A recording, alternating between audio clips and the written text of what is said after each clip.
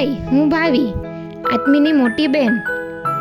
જોકે મારે તો મારી લાડકીનું સુરક્ષા કવચ જ બનવાનું થતું. મારા રોલ આ નટખટની જરૂરિયાત મુજબ બદલાતા રહેતા, જેમાં ક્યારેક મોટી બહેન, ક્યારેક એના પેરેન્ટ, તો ક્યારેક એની મસ્તીના સાથીદાર. કહેવાય છે ને, સમજદાર બને તે જ સહન કરે. મારા ભાગે પણ એનો ફાયદો અને ગેરફાયદો બંને આવ્યો. સ્કૂલમાં કોઈનો પણ બર્થડે હોય તો અમને ચોકલેટ મળતી હતી. હું કલેક્ટ કરીને ઘરે લાવતી, એવું વિચારતી કે સાંજે હું અને આત્મી સરસ જોડે ખાઈશું. હજી તો હું ફ્રીજમાં મૂકતી અને સૂવા જતી, અને સૂઈને ઉઠવું અને જોઉં ફ્રીજમાં તો ચોકલેટ તો અચાનક ગાયબ જ થઈ ગઈ હોય. અમારી બંનેની કેમેસ્ટ્રી આમ ચટપટી વાનગી જેવી રહી છે. ક્યારેક ખાટી મીઠી તો ક્યારેક તીખી. લડાઈમાં જાણે વિશ્વયુદ્ધ જ જોઈ લો. વર્લ્ડ વોર આમ તો 2 જ થયા છે, પણ અમારા વચ્ચે તો કેટલાય. અમારા આ યુદ્ધમાં કાયમ યુદ્ધ વિરામ પ્રેમના પરમાણુ બોમ્બથી જ થયા છે. વગર શરતે સમાધાન આવ્યા છે. ખાસ વાત કહું તોય ખાધા વગર પણ રહી શકે, ઊંઘા વગર પણ રાતો કાઢી શકે. ખાવાનું હોય તો આખો દિવસ પણ ખાઈ શકે, અને ઊંઘવાનું હોય તો આખો દિવસ પણ ઊંઘી શકે. આત્મીને ખાવામાં ક્વોલિટી નથી જોતી ક્યારેય, પણ ક્વોન્ટિટી તો હંમેશા જોતી જ હતી. અત્યાર સુધી 2 વાર અઠ્ઠાઈ કરી છે. અઠ્ઠાઈ એટલે ખાધા વગર રહેવાનું અને પાણી પણ ખાલી ઉકાળેલું જ પીવાનું. પણ 2 અઠ્ઠાઈમાં કોલેજ ચાલુ જ હતી. 8 દિવસ કોલેજ પણ ગઈ હતી અને બધું કામ પણ કર્યું હતું. એમાં એકવાર તો એવું બન્યું કે ઉકાળેલું પાણી લઈ જવાનું જ ભૂલી ગઈ હતી. તો કોલેજ જઈને કેડી સરની ઓફિસમાં જઈને કેટલમાં ગરમ પાણી કર્યું અને પછી જ પીધું, કેમ કે સાદું પાણી તો પીવાય નહીં. અને એ દિવસે એવું બન્યું કે પીજી પહોંચી ત્યારે એની લિફ્ટ પણ બંધ થઈ ગઈ હતી. એનો રૂમ તો 5મા માળે હતો, તો 2 કે 3 વાર ઉપર ચડ ઉતર કરવી પડી. આત્મીને શોપિંગ કરવાની તો એટલી આળસ આવે કે કોઈ પણ કપડાં જોડે લેવા આવે જ નહીં. કપડાં કોલેજના હોય કે પછી મારા લગ્નની શોપિંગ હોય, એ તો ક્યારેય જોડે આવી જ નથી. બધી શોપિંગ મારે અને મમ્મીએ જ કરવાની થઈ છે. કોલેજની તો છોડો, મારા એન્ગેજમેન્ટમાં એને જે કપડાં પહેરવાના હતા એ તો એને લાસ્ટ ડે સુધી જોયા જ ન હતા. ડાયરેક્ટ એન્ગેજમેન્ટના દિવસે પહેરી જ લીધા. મારા લગ્નમાં એક ફંક્શન હતું સવારનું, જેમાં બહુ જ બધા ડાન્સીસ હતા અને બહુ જ બધા વિડીયોઝ હતા, જે બહુ જ નવા હતા. એનું બધાનું કોરિયોગ્રાફી સહિત આખું ડિરેક્શન જ આત્મીએ કર્યું હતું, જેમાં બધાને આંસુ આવી ગયા હતા. આત્મીને ગલુડિયાથી અત્યંત પ્રેમ છે. જ્યારે પાર્વો વાયરસ ફાટી નીકળ્યો હતો ત્યારે આત્મી ગલુડિયાઓને કારમાં લઈ જતી, ટ્રીટમેન્ટ કરાવતી અને સાજા કરીને પાછી લાવતી. 4માંથી 2 ગલુડિયાને બચાવ્યા હતા. ત્યારે અમારા 2 વચ્ચે જ્યારે પણ ઝઘડો થતો તો પહેલા સોરી તો આત્મી જ કહેતી હતી. અને જ્યારે એ બરોડા ગઈ બેડમિન્ટન રમવા માટે, ત્યારે પ્રિન્સી હારી જાય અને થોડું ઝઘડી થઈ જાય, ત્યારે પણ આત્મી જ બીજા દિવસે એને સોરી કહીને મનાવી લેતી હતી. દરેક નવી વસ્તુ એ એક્સપ્લોર કરતી, ચાહે તે ક્લાસિકલ ડાન્સ હોય, ડ્રોઈંગ હોય, અબાકસ હોય, ટેબલ ટેનિસ હોય, સ્કેટિંગ હોય કે પછી બેડમિન્ટન. આત્મી જ્યારે નાની હતી ત્યારે એ બોય જેવી લાગતી હતી અને એનો ચહેરો હંમેશા ગંભીર જ રાખતી હતી. એટલે ફેન્સી ડ્રેસ કોમ્પિટિશનમાં મને જ્યારે મિસ વર્લ્ડ, ફેરી, સ્ટાર બનાવતા, ત્યારે આત્મીને ડાકુ મંગલસિંહ, ચંદ્રયાન, ડસ્ટબિન અને ચીમની વગેરે બનાવતા હતા. એ ફોટો જ્યારે પણ અમે જોઈએ ત્યારે આત્મી મારા અને મમ્મી પર બહુ જ ગુસ્સો કરતી.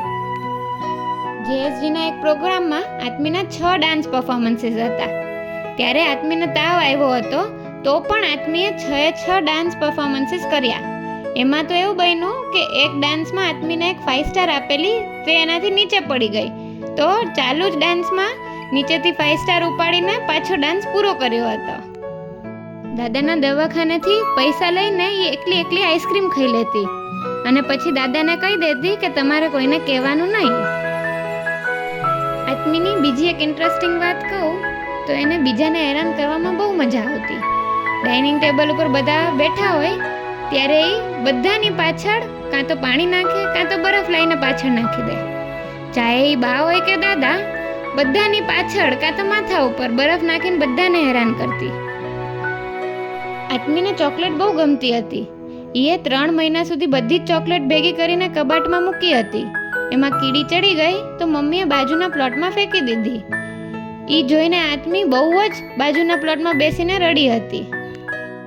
આત્મીની ઊંઘ ગજબની હતી. મમ્મી જ્યારે તેને સુવાડવા લઈ જાય ત્યારે મમ્મીને સુવડાવીને પોતે બહાર આવી જાય અને મારી હારે રમતી. અને સ્કૂલે જાય ત્યારે સ્કૂલે ડાકે મેડમના ખોળામાં જ સૂઈ જતી હતી. પપ્પા એકવાર સુરેન્દ્રનગર ગયા હતા ત્યારે આત્મી માટે ચામુંડામાંથી એક સરસ ફ્રોક લાવ્યા હતા. પણ આત્મીને તો એ જરાય ગમ્યું નહીં, તો એ ક્યારેય પહેર્યું જ નહીં એને. ત્યારથી પપ્પાએ નક્કી કરી લીધું કે હવે આત્મી માટે ક્યારેય કંઈ ન લઈ જતા, જે હજી સુધી કંઈ લાવતા જ નથી. એક દિવસે ખૂબ જ વાવાઝોડું હતું અને બહુ જ વરસાદ પડતો હતો. અંધારી રાતમાં પપ્પા અને આત્મી બગીચે ચાલવા ગયા હતા. ત્યારે અચાનક જ ક્યાંકથી ખબર નહીં ક્યાંથી અવાજ આવી ગયો રેડિયોનો, તો એ બંને ભાગીને દોડીને પાછા આવતા રહ્યા. મી નાની હતી ત્યારે સ્કૂલમાં બહુ વાર હોમવર્ક કરવાનું ભૂલી જતી હતી, કાં તો હોમવર્ક કરેલી ચોપડી ઘરે ભૂલી જતી હતી. તો એના ટીચર ગુસ્સે થઈને એને પનિશમેન્ટ આપતા કે તું ડાયરીમાં પપ્પાની સાઇન લઈને આવજે. તો આત્મી ઘરે આવીને મને કહેતી અને હું પપ્પાને ખબર ન પડે એવી રીતે પપ્પાની સાઇન આત્મીને કરી આપતી હતી. સ્કૂલમાં જ્યારે પણ કોઈ પ્રોજેક્ટ સબમિટ કરવાનો હોય ત્યારે એ બેનને રાતે જ યાદ આવે કે આવો પ્રોજેક્ટ બનાવવાનો હતો, અને પછી મમ્મી અને શક્તિસિંહને મોડી રાત સુધી જગાડે અને પ્રોજેક્ટ પૂરો કરાવતી હતી. આત્મીના ક્લાસ ટીચર જે.કે. જૈન સર આત્મીને બહુ વાર વાતો કરતા પકડતા હતા અને એને પછી બહાર ઊભી રાખી દેતા હતા. આત્મીને બહાર ઊભી રહીને જોઈને એના બધા ક્લાસમેટ્સ પણ કંઈક ને કંઈક મસ્તી કરીને બહાર પહોંચી જતા હતા. બધા મળીને બહાર મસ્તી કરતા હતા. એટલે આત્મીના ક્લાસની ઇમેજ આખી સ્કૂલમાં બહુ ખરાબ થઈ ગઈ હતી. એટલે જ આત્મીના ક્લાસને આખા 1 વર્ષ સુધી એક્સ્ટ્રા કરિક્યુલર એક્ટિવિટીઝમાં પાર્ટ ના પાડી દીધી હતી. ટ્યુશનમાં ઈશાની મેડમ એને ડ્રોઈંગ શીખવાડતા અને મેગી પણ ખવડાવતા. તેથી એને એમનું ટ્યુશન બહુ જ ગમતું હતું. આર્મી પબ્લિક સ્કૂલના ઇતિહાસમાં એવરી ટાઈમ એવું જ હતું કે 10thમાં જે હોય એ જ સ્પોર્ટ્સ હેડ ગર્લ બને. પણ આત્મી જ્યારે 9th સ્ટાન્ડર્ડમાં હતી ત્યારે એને સ્પોર્ટ્સ હેડ ગર્લ બનાવવામાં આવી હતી, કેમ કે એ સ્પોર્ટ્સમાં ખૂબ જ આગળ હતી. આત્મીએ સ્કૂલમાં એકવાર મેજિક શો કરેલો અને મેજિશિયન બનેલી. ત્યારે એ આખા એપીએસ સ્કૂલમાં એપીએસ આઇડલ બની હતી. આત્મી સ્કૂલે જતી હતી ત્યારે રનિંગ કરીને જતી. તો એકવાર આર્મી સ્કૂલના પ્રિન્સિપલ વિના સાની મેડમ એને જોઈ અને એને કીધું કે તારું ડેડિકેશન તો અલગ જ લેવલનું છે. ત્યારે એમને આત્મીને એક એપ્રિસિએશન લેટર આપેલો, જે આત્મી પાસે હજી છે. આત્મીના દરેક જ બર્થડે બહુ જ ગ્રાન્ડ સેલિબ્રેટ થાય. એને બર્થડે સેલિબ્રેટ કરવાનો બહુ જ શોખ છે. એવરી બર્થડેમાં આખો ક્લાસ આવી જ જાય, બોલાવ્યા હોય કે ન બોલાવ્યા હોય. કોરોનામાં આત્મી અને એના 7-8 ફ્રેન્ડ્સે મળીને સાયકલિંગ ગ્રુપ ચાલુ કર્યું હતું, જે ગ્રુપે અત્યારે 4 લાખ કિલોમીટર પૂરા કર્યા છે. પપ્પા અને આત્મી ભુજ ગયા હતા BRM કરવા. BRM એટલે 200 કિલોમીટરની રાઈડ, જેમાં આત્મી સૌથી નાની હતી અને પપ્પા સૌથી મોટા હતા. કોરોના કાળમાં આત્મીની ક્રિએટિવિટી હાઈએસ્ટ પીક પર હતી. યુટ્યુબ પરથી જોઈ નવી વાનગીઓ બનાવતી અને બધાને ખવડાવતી. ડાન્સીસ પણ શીખતી અને એ કોલોર કંપનીનું એસ્ટાબ્લિશમેન્ટ પણ કર્યું હતું. એમાં આત્મી ટોટ બેગ્સ પેન્ટ કરતી હતી, એમાં મોડલિંગ કરતી અને એને શિપ પણ કરતી હતી. એ ટોટલ 500 બેગ સેલ કરી હતી. આત્મીએ ઇન્ડોર હોસ્પિટલમાં 2 દિવાલ અને નવી હોસ્પિટલમાં પણ 2 દિવાલ, એટલે ટોટલ 4 દિવાલ પેન્ટ કરી છે. એ બીજા કોઈની પણ હેલ્પ ન લેતી હતી. ભલે રાતના 1 વાગે તો પણ એકલી જ પેન્ટ કરતી. કોરોના હતો ત્યારે એ 11th સાયન્સમાં હતી. ત્યારે ઓનલાઈનનો જમાનો આવી ગયો હતો, એટલે એક બાજુ તો એના લેક્ચરો ચાલુ હોય અને બીજી બાજુ તારક મહેતાના ઉલ્ટા ચશ્મા ચાલુ હોય. મમ્મી જ્યારે અમને વાસણ ધોવાનું કહેતી તો અમે 2 બહુ ઝઘડતા હતા કે કોણ ધોશે, અને અમને બેયને જરાય નહોતું ગમતું હતું. ત્યારે આત્મીએ એક નવો આઈડિયા કાઢ્યો કે આપણે મેડિકલ ગ્લવ્સ પહેરીને પણ વાસણ ધોઈ શકીએ ને એમાં હાથ જરાય ન બગડે. એ આત્મીની એક નવી ઇનોવેટિવ શોધ હતી. એકવાર સાયકલિંગમાં ગયા હતા ત્યારે એ લોકોએ સાપ જોયો.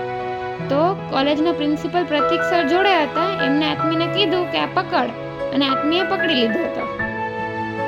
આમ જોતા જોતા આખું 11મું અને અડધું 12મું પતી ગયું. ફિઝિક્સના ટીચર આવે, એને ન ગમે, એ ટીચરને ફેલ કરી દે, અને પછી બીજા ટીચર આવે, એટલે ટોટલ 6 ટીચર આત્મીએ 12 સુધી બદલી લીધા હતા. આમ કરતાં કરતાં 12th પતી ગયું. એને ડિઝાઇન અને ડ્રોઈંગનો બહુ જ શોખ હતો, એટલે 12th પછી એ નાટા એક્ઝામ આપી, જે ઓલ ઇન્ડિયા લેવલની એક્ઝામ હતી. એમાં આત્મીનો રેન્ક ઓલ ગુજરાત 5th આવ્યો અને સેપ્ટમાં એડમિશન પણ મળી ગયું. બેડમિન્ટનની પ્રોફેશનલ ટ્રેનિંગ માટે આત્મી પાર્થો ગાંગુલી બેડમિન્ટન એકેડેમી બરોડા આવી.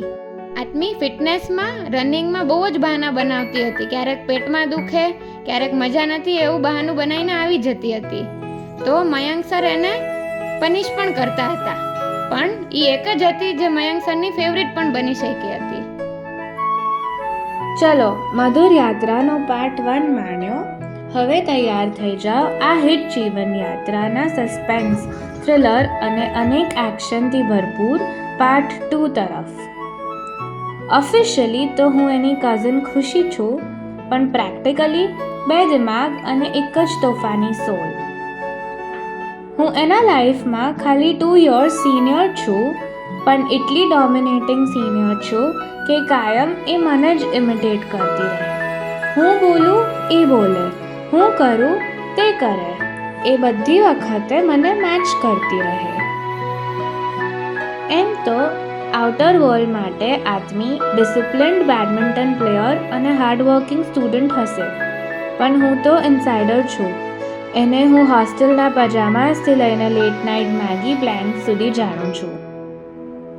એકવાર કોલેજના પ્રોજેક્ટનું સબમિશનનું પ્રેશર એટલું વધી ગયું કે તે 2 રાત સુધી જાગીને કામ કર્યું, અને પછી અમારા ઘરે વોશરૂમમાં રાતના બેઠા બેઠા જ સૂઈ ગઈ. કોલેજમાં એક સેમેસ્ટર બધાને પોતાની વર્ક સ્પેસ ડિફાઇન કરતું એક સ્પેક્યુલેટિવ ગ્રાફિક બનાવવાનું હતું. એમાં એનું પિક્ચર સૌથી ઇનોવેટિવ હતું.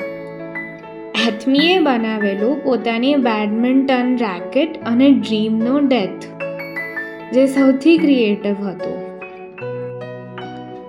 સાબરમતી આશ્રમનો મોડલ મેકિંગ પ્રોજેક્ટ અમારા કોલેજ ડેઝનું સૌથી વધારે મેમોરેબલ બની ગયું હતું. આત્મી ત્યાં રાત દિવસ રહેતી અને ત્યાં જ નાસ્તો મળે એ ચલાવી લેતી. જ્યારે મોડલ રેડી થયો પછી સાબરમતી આશ્રમમાં જ એ ડિસ્પ્લે માટે રાખવામાં આવ્યો, જે પ્રિવિલેજ બીજી કોઈ સેપ્ટની બેચને નહોતો મળ્યો. એનો કોન્ફિડન્સ પણ એટલો બધો હતો કે મનાલીના SWSના વર્કશોપમાં ન્યૂઝપેપર રિપોર્ટરે એનું ઇન્ટરવ્યૂ લીધો અને ત્યાં એના લોકલ ટેલિવિઝનમાં એ ટેલિકાસ્ટ થયો, જે મેમને તો ઓફકોર્સ ના ગમ્યો અને આગળના આઇટનરીમાં એને જોઈન કરવા ના પાડી દીધી. કોલેજના હેલોવીન પાર્ટીમાં એને બ્લડી આઈઝનો મેકઅપ કર્યો હતો. જોઈએ તો લાગે સાચી ભૂત, પણ આત્મા જેવી લાગતી એ તો આત્મી હતી. આમ અમારી યાદોની સફર તો ચાલતી જ રહેવાની છે. એની સાથે મારી યાદો અઢળક છે અને હજી પણ ચાલતી જ રહેશે. આત્મી, તું અમારી સૌની ખુશી છે અને ઈશ્વરથી મળેલ મને અનમોલ ભેટ છે.